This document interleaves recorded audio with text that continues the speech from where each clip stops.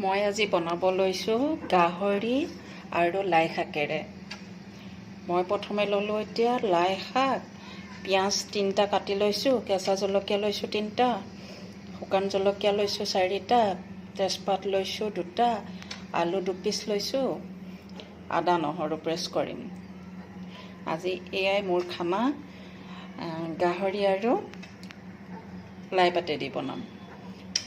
আপোনালোকৰ ভাল লাগিলে ৰেচিপিটো এবাৰ বনাই চাব, কেনেকুৱা লাগে খাই।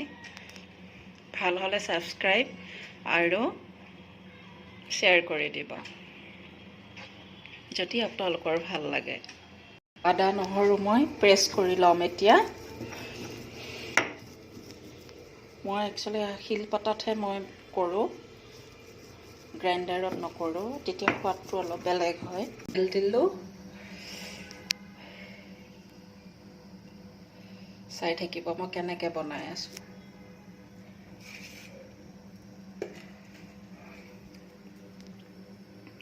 পেষ্টখিনি আছে। এতিয়া প্ৰথম মই তেজপাত 2টা দিলোঁ, পিঁয়াজখিনি দি দিছোঁ,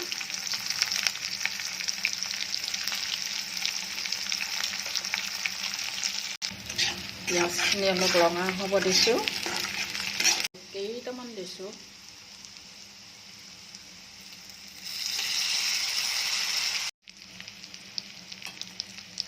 এতিয়া অকণমান মই ৰেড চিলি দি দিছোঁ, বেছি নিদিওঁ, অলপ দিছোঁ।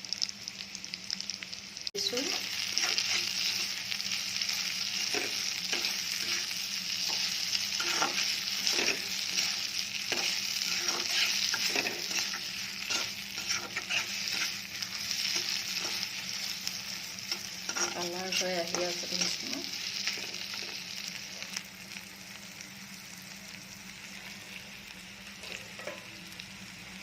এতিয়া মই পৰ্কখিনি দি দিছোঁ, গাহৰি।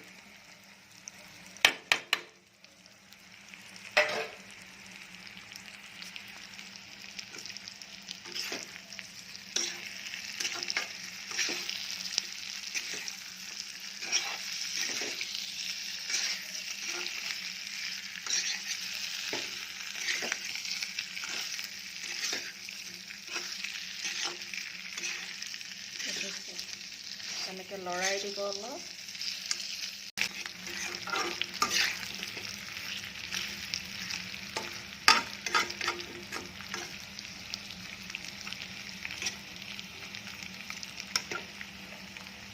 আৰু ঢাকোন দি থৈ দিম। মই কিন্তু এতিয়া লাই পাত দি দিম। মই লাই পাতটো অকণমান ভাজি লওঁ।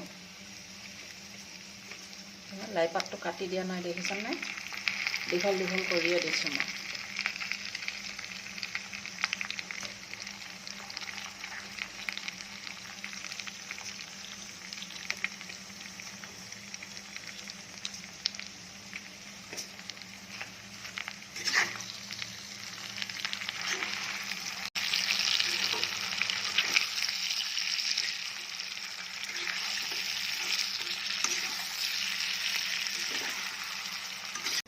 মই গৰম পানী কৰি থৈছিলোঁ, এতিয়া গৰম পানী অলপ দি দিম।